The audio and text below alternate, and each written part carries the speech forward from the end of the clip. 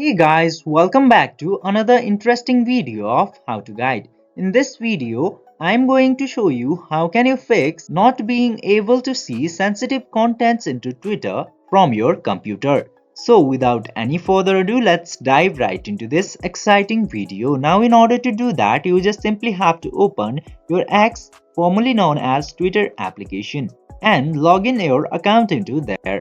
And after that, click to these three dots and then go to settings and privacy option. From there, choose privacy and safety. Now into privacy and safety, you will get these options of contents you see. Click into that, then you will get this option into the top which says display media that may contain sensitive contents. Just simply check this box for sensitive contents. Now after checking this box, you can easily see sensitive contents into Twitter.